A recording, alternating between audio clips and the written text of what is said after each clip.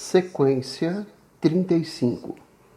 Não penses que estou fazendo o elogio do puro espírito contemplativo e da renúncia, ou que ache que o povo deva viver narcotizado pela esperança da felicidade na outra vida. Há na terra um grande trabalho a realizar. É tarefa para seres fortes, para corações corajosos. Não podemos cruzar os braços enquanto os aproveitadores sem escrúpulos engendram os monopólios ambiciosos, as guerras e as intrigas cruéis. Temos de fazer-lhes frente. É indispensável que conquistemos este mundo, não com as armas do ódio e da violência, e sim com as do amor e da persuasão. Considera a vida de Jesus. Ele foi, antes de tudo, um homem de ação e não um puro contemplativo. Quando falo em conquista, quero dizer a conquista de uma situação decente para todas as criaturas humanas, a conquista da paz digna, do espírito de cooperação. E quando eu falo em aceitar a vida, não me refiro à aceitação resignada e passiva de todas as desigualdades, malvadezas, absurdos e misérias do mundo. Refiro-me, sim, à aceitação da luta necessária, do sofrimento que essa luta nos trará, das horas amargas a que ela forçosamente nos há de levar.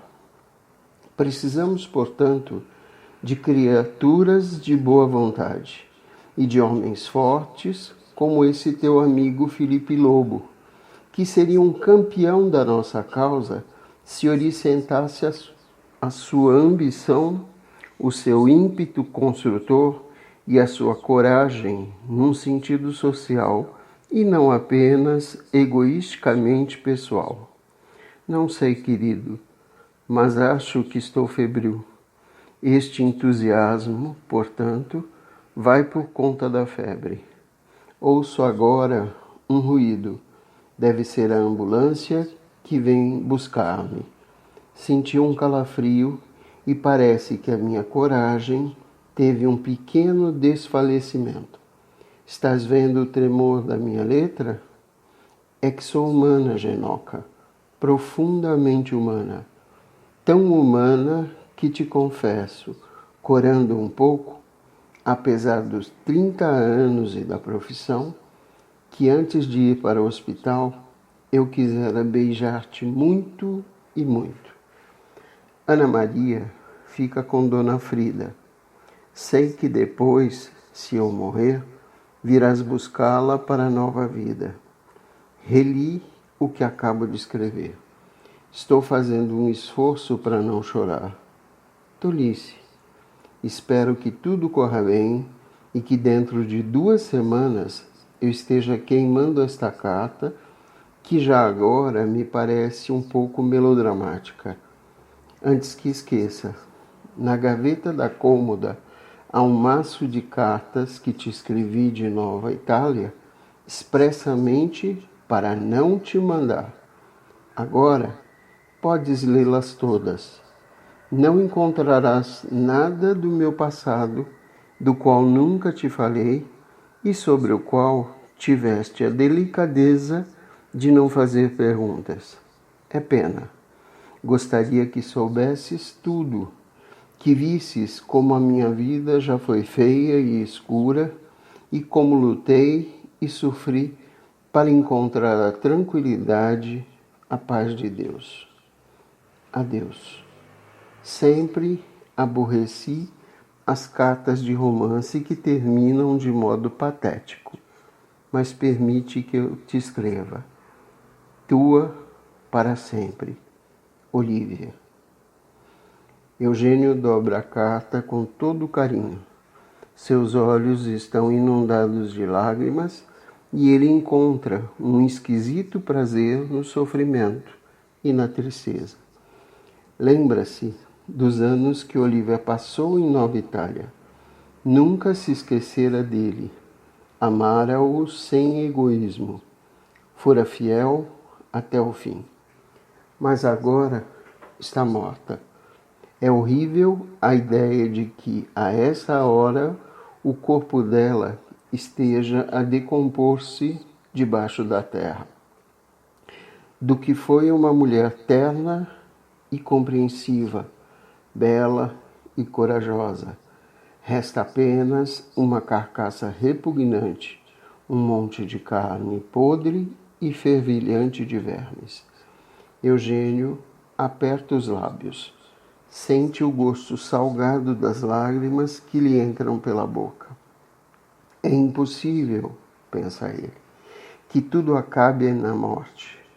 Seria demasiadamente cruel que Deus nos desse uma capacidade de criar e sentir a beleza e nos destinasse ao mesmo tempo ao desaparecimento total. E pior do que isso, ao apodrecimento irremediável. 10 horas. Eugênio sai. A noite é morna e clara. Ele caminha para as ruas centrais. Lembra-se de outras noites em que andava por aqueles mesmos lugares em companhia de Olívia. Ela sempre tinha histórias para lhe contar. Histórias da vida que ela já sofrera e que ele ainda não conhecia de maneira profunda. Chegou à praça e parou para olhar o arcabouço enorme do megatério. Contou os andares. 20. Visto assim, à noite, a sobressair dos outros edifícios, o arranha-céus de Felipe Lobo tinha qualquer coisa de monstruoso e descomunal. Eugênio acendeu um cigarro, pensou em Felipe e na sua ambição desmedida, na sua sede de grandioso, na sua idolatria ao formidável.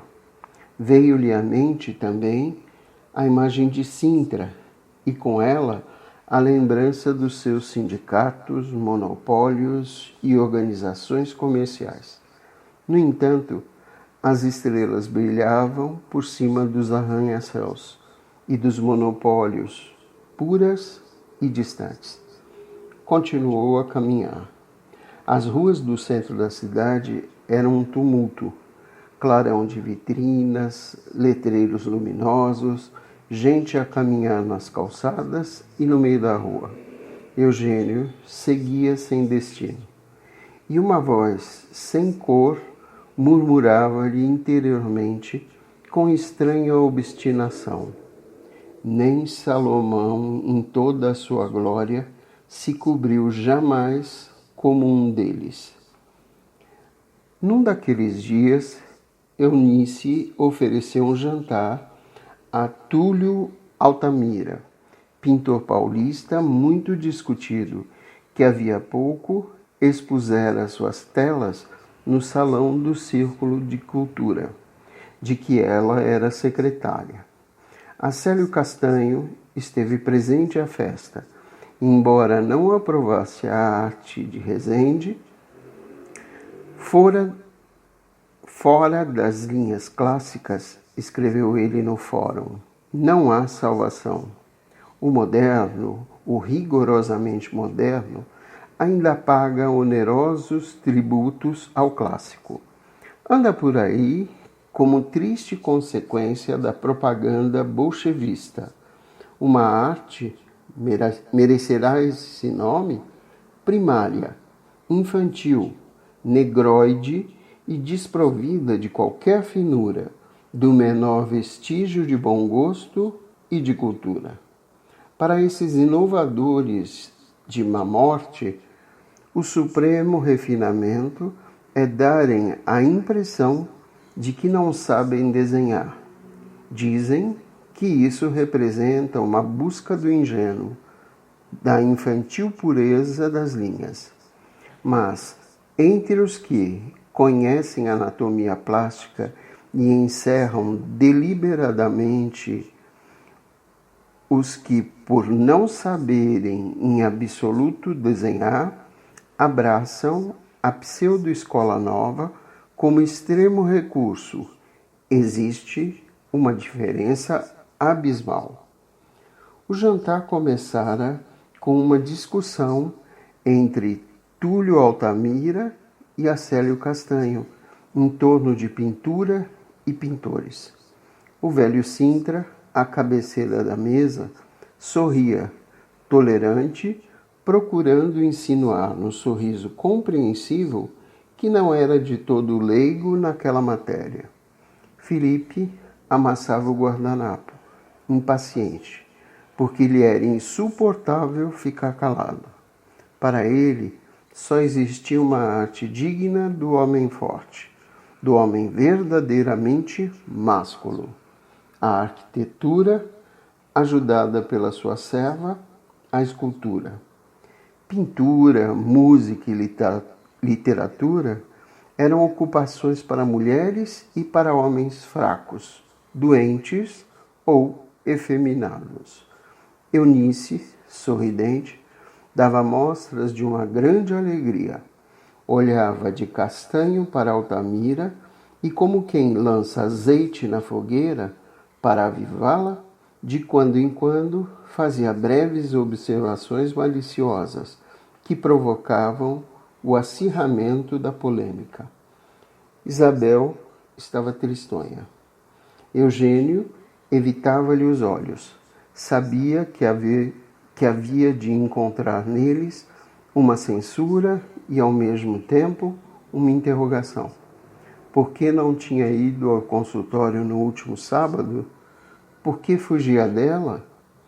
Quando o jantar terminou e os convivas se ergueram para tomar café no living room, Acélio falava em Miguel Ângelo, ao passo que Altamira, chupando um enorme charuto com aflita avidez, soltava vagos resmungos de preguiçosa quiescência.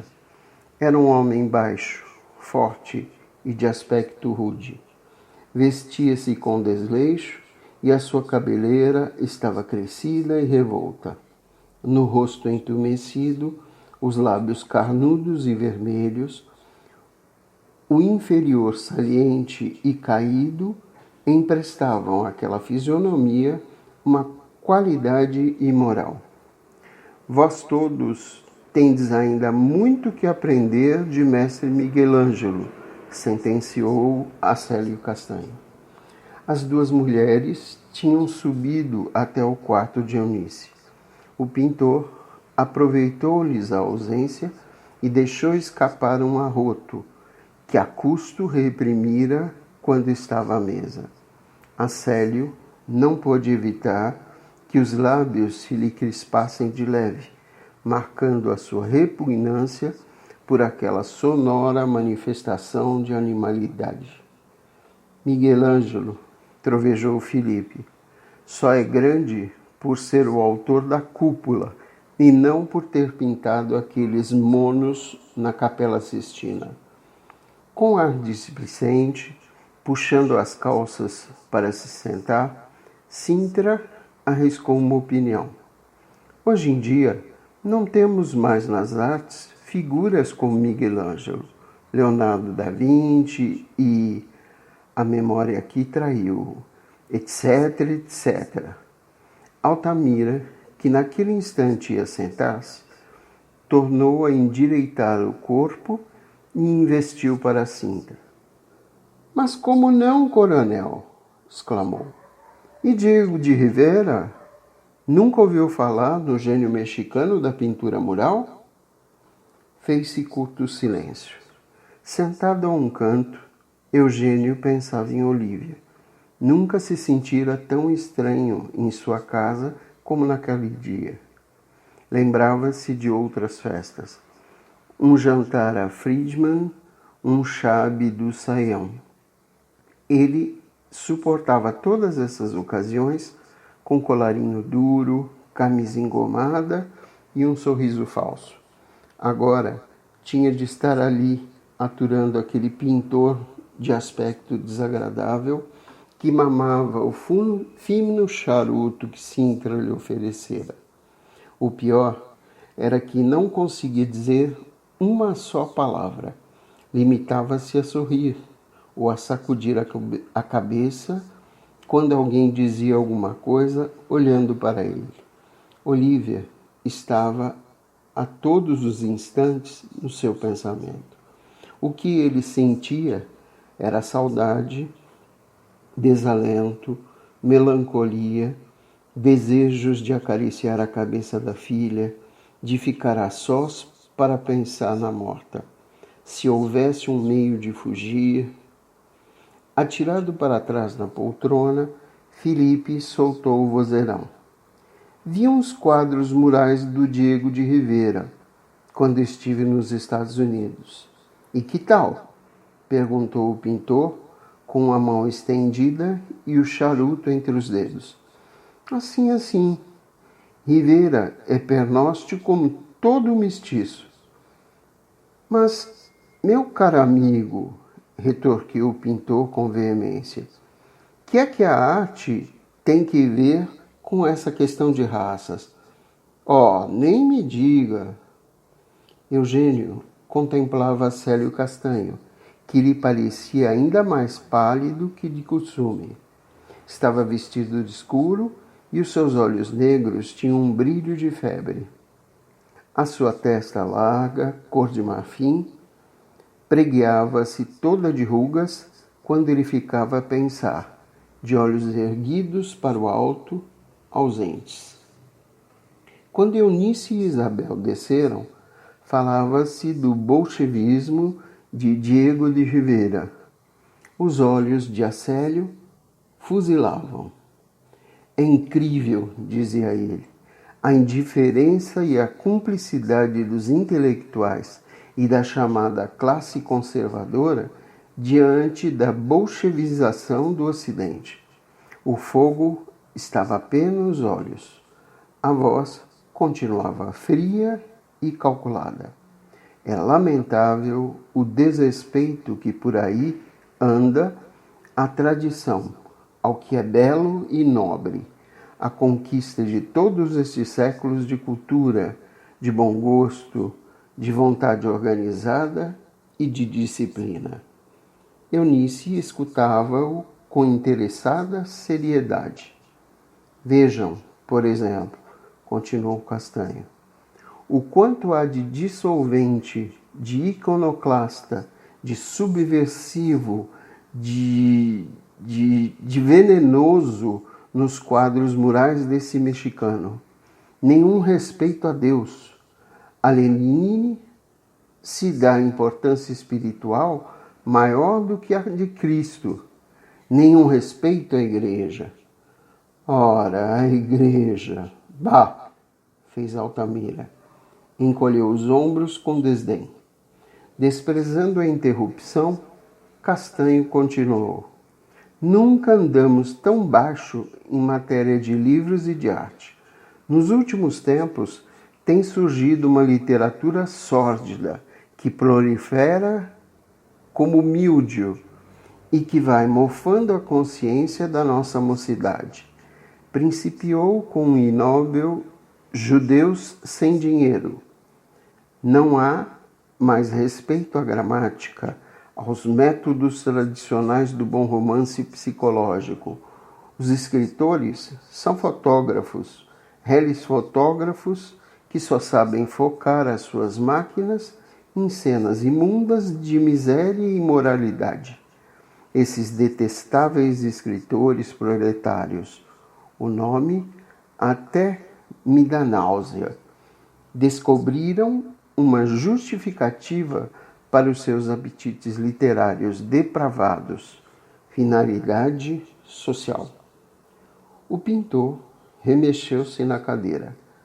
Mas, venha cá, doutor...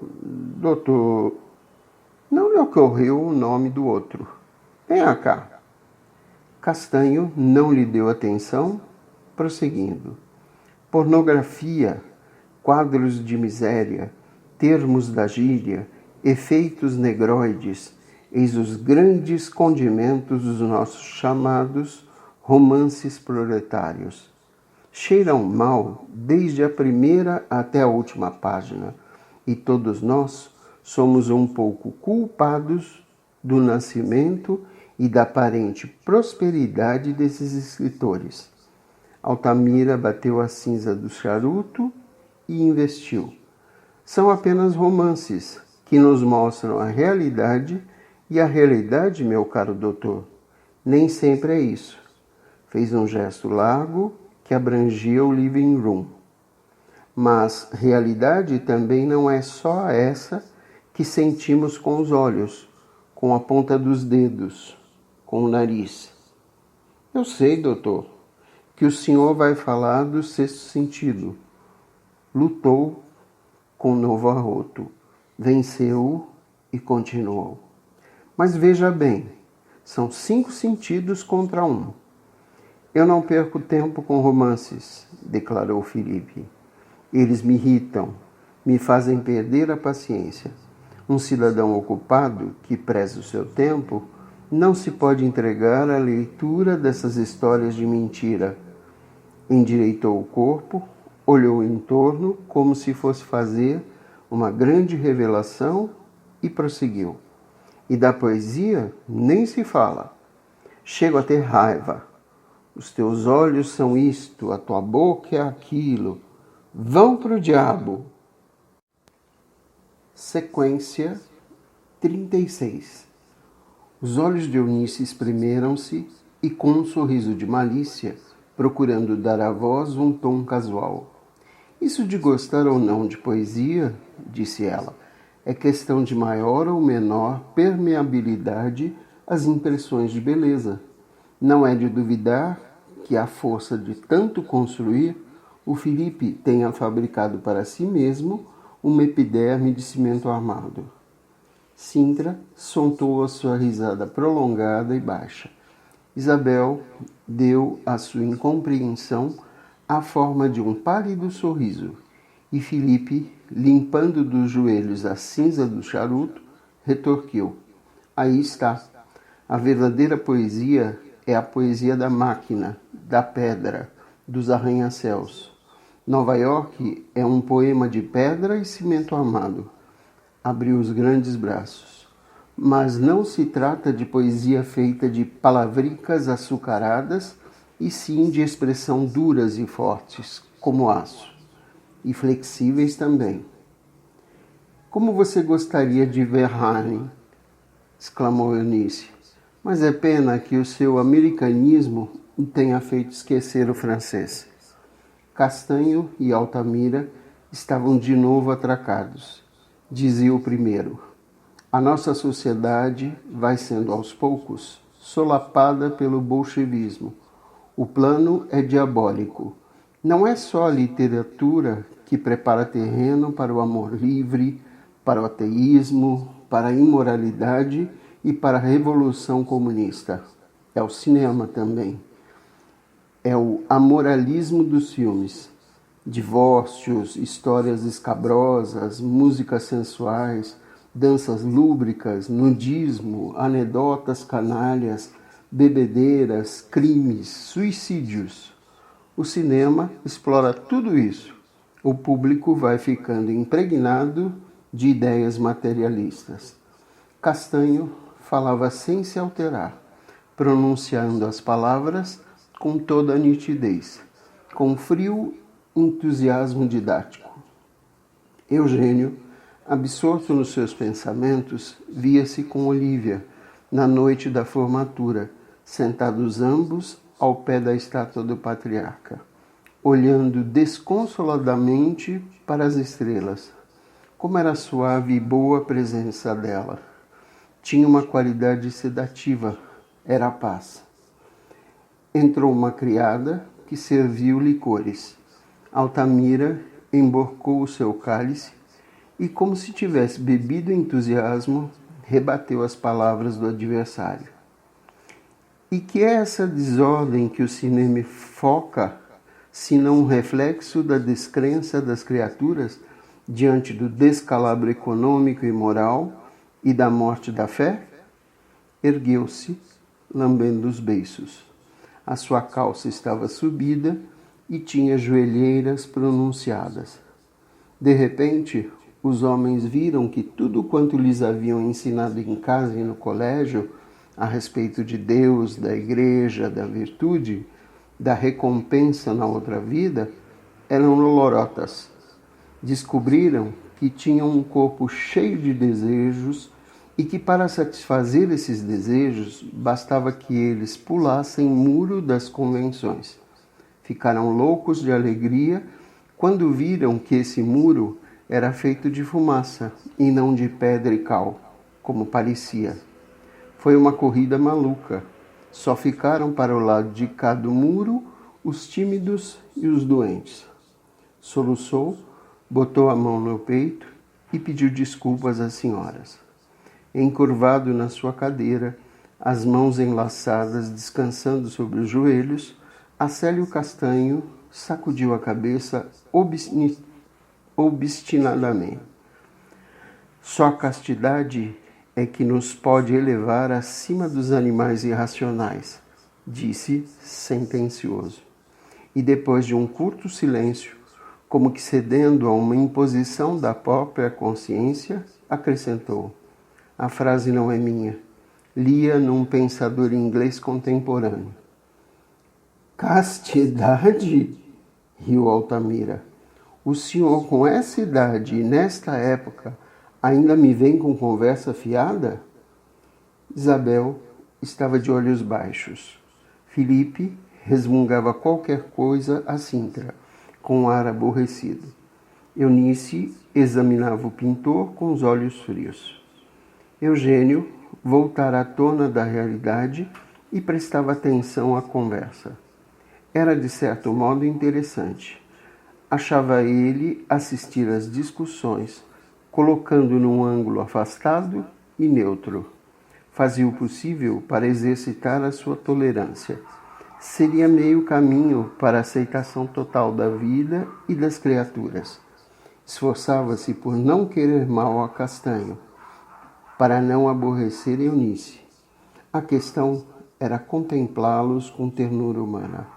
Mas bastaria desejar isso para o conseguir plenamente? Castanho olhava para o cálice de licor, ainda cheio, que se equilibrava na guarda da poltrona. Pode rir, disse ele a Altamira. Enquanto você e outros fumam tranquilamente os seus charutos, fez um sinal na direção de Sintra e Felipe. Os judeus vão minando o nosso edifício social, preparando a queda da nossa civilização. Tem nas mãos o cinema e a imprensa. É uma vingança lenta e perversa, que eles vêm preparando há séculos. Caminhando para sua cadeira e olhando para Eugênio, com um ar humorístico, o pintor murmurou: olhe, ele acredita também nessa lenda do protocolo dos sábios de Sião. Sacudiu a cabeça, sorrindo, num gesto de quem acha estar diante de um caso perdido. Túlio Altamira, falou Eunice, como se estivesse num teatro, e aquela fosse a sua deixa. Quer me fazer um favor? Pôs na sua voz doçura de namorada, entortou a cabeça de leve e, como o pintor ficasse imóvel, esperando o pedido, ela continuou. Diga-nos com franqueza o que é que você pensa de tudo isso, de todos esses ismos, ideais, aspectos do mundo e o mais que o segue. Túlio Altamira depôs o charuto apagado no cinzeiro e disse simplesmente: ninguém pode desviar o curso do rio da história, com o perdão do lugar comum. E então? Perguntou Eunice, exigindo uma conclusão. O pintor encolheu os ombros. Sou um simples pintamonos e não um profeta, minha prezada senhora. Castanho levantou-se num gesto de impaciência, olhou firme para o pintor e falou: pois eu vou dizer-lhe corajosamente o que penso. Doa a quem doer. Acredito na nobreza de nascimento, na nobreza de sentimentos, bem como na cultura, no estoicismo e nas virtudes cavalheirescas. Palavras, murmurou Altamira, tratando de reacender com deselegância o charuto. Palavrinhas bonitas de quem nunca conheceu a miséria e a necessidade. Castanho passou a fina mão esguia pelos cabelos, lambeu os beiços. Tenho a hombridade de não me deixar embriagar nem amolecer por essa lenga-lenga de liberdade, igualdade e humanidade, continuou. Olhem para a natureza e convençam-se de que igualdade é uma ideia impossível. Eu acredito na hierarquia, na divisão das classes, da sociedade, segundo o ideal de Platão. A classe baixa, formada de camponeses, lavradores e homens de negócio. Altamira olhou para Sintra e sorriu. Filipe fez uma careta, com misto de desgosto e desprezo. Castanho continuou. A classe média, composta de soldados, e a elite, formada pelos homens de mentalidade superior. O senhor, por exemplo, interrompeu o pintor, pelos que tiveram capacidade de adquirir conhecimentos científicos e estudar filosofia. Esses são os aptos para se tornarem os timoneiros do Estado. Platão é do tempo do onça, exclamou Altamira. Castanho calara-se. O suor, um suor discreto, comportado, observou Eugênio, escorria-lhe pelo rosto emaciado. Fez um silêncio, ao cabo do qual Filipe declarou: não entendo essas histórias de Platão. Comigo é no fascismo. Mussolini disciplinou a Itália. Hitler reergueu a Alemanha. Disciplina. Construir uma nação parece-se com construir um grande edifício. É preciso primeiro um plano, uma ideia. Depois, bom material de resistência, bases sólidas, equilíbrio. E a beleza de linhas, acrescentou Eunice. O fascismo é belo e vertiginoso.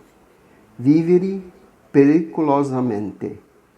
Frases, disse o pintor com displicência. Olha que houve frases que derrubaram governos, interveio Sintra. Uma palavra às vezes move multidões. Olhou para a filha para lhe pedir aplauso. Eugênio era curioso, lembrava-se da sua primeira operação de importância. O tiroteio longe, o paciente magro e pálido, os olhos de Oliver negros, quentes, humanos. De repente, surpreendeu-se a contemplar os olhos de Isabel. Corou. Remexeu-se na cadeira, perturbado. No meio da chatice da Europa decadente, falou Filipe, ergueu-se o grande arranha-céus do fascismo. Castanho tirou o cálice de licor do braço da cadeira, não bebia álcool nem fumava, e o pôs em cima da mesinha do centro. Resta saber, disse ele, se as bases desse edifício são sólidas. Tenho grandes dúvidas. Altamira deu a sua opinião. O fascismo é um castelo pomposo, edificado sobre areia movediça. Filipe fez um gesto desligado. Só respondo pelos arranha-céus que eu mesmo construo. Eugênio pensou no megatério, o grande arcabouço na noite. Lembrou-se em seguida de Dora. Por onde andaria ela? Provavelmente estava com Simão. O caso continuava sem solução. Os pais dela ainda se opunham ao casamento. Era uma oposição formal, mas teórica. Preocupado com os negócios, Filipe não se lembrava de dar conselhos à filha, não fazia o menor movimento, nem dizia a menor palavra no sentido de impedir que ela se encontrasse com o rapaz. Por alguns instantes, a conversa neutralizou-se. Isabel falou a Eunice de um filme que vira no Rex. Apiedando-se do isolamento silencioso em que Eugênio se encontrava, Altamira fez-lhe uma pergunta paternal. Então, como vai a clínica? Regularmente. Sintra e Felipe discutiam a taxa bromatológica. E enquanto Eunice dizia ao pintor, gostei principalmente da sua volúpia, porque em nenhum outro quadro o senso de volume. Isabel lançava para Eugênio um furtivo olhar de angustiosa interrogação. Do fundo da sua poltrona, Eugênio olhava e escutava em silêncio. A imagem de Olívia estava sempre no fundo de seu espírito. Ele via e julgava os outros criaturas através das ideias dela. Por isso se sentia sereno. Tudo agora tinha para ele uma transparência de vidro. Sim, ele, na verdade, não pertencia ao mundo de Eunice. Era um intruso. Precisava ir-se. Os seus mortos exigiam-no. Além da vida, continuavam de certo a esperar nele.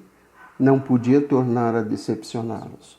De repente, Eugênio foi arrancado do fundo do seu devaneio pelo calor de uma nova discussão. Mas os judeus é simplesmente o bode expiatório, berrava o pintor. É sempre necessário descobrir um culpado para as coisas más que acontecem. Abra a história. Sempre foi assim em todos os tempos. Sintra deu voz a uma opinião que lera numa revista.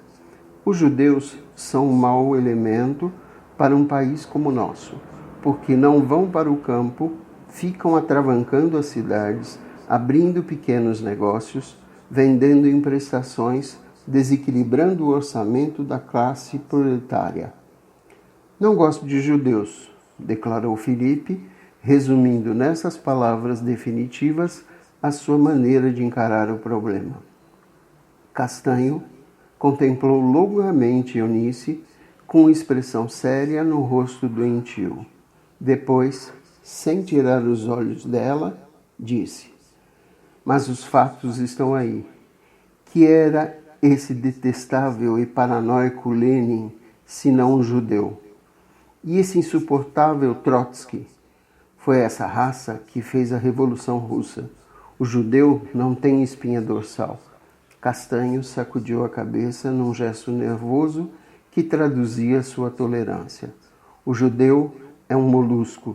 Sujeita-se a todas as misérias, contanto que consiga o fim que deseja.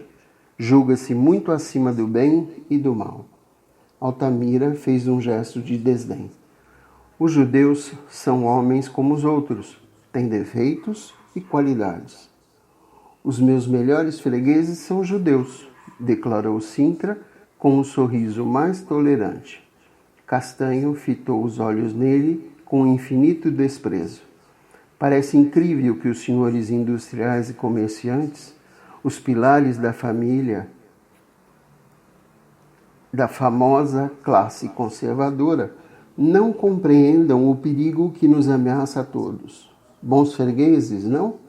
Pois essa tolerância, essa ânsia de lucros vai ser a ruína de vossa classe. A hora é grave e os senhores capitalistas olham apenas para os lucros imediatos, sem cuidarem do futuro.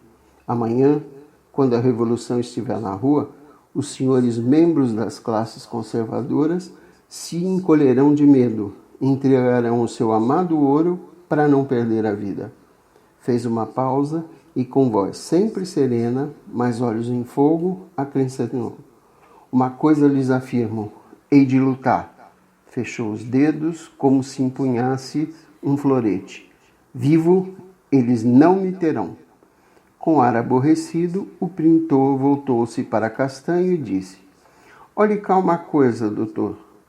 A troco de que os revolucionários haviam de querer o senhor vivo ou morto? Ora, não me amole. Houve um hiato na conversa.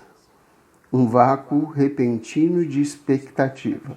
Castanho pareceu prestes a reagir com palavras violentas, mas conteve-se. Voltou-se para Eunice e, com fingida naturalidade, perguntou-lhe: já leu Chesterton que lhe mandei? Voltou as costas para Altamira, que se recostou na cadeira, dizendo para Filipe com voz sonolenta: Seu Lobo, eu animava-me a pintar numa parede desse seu...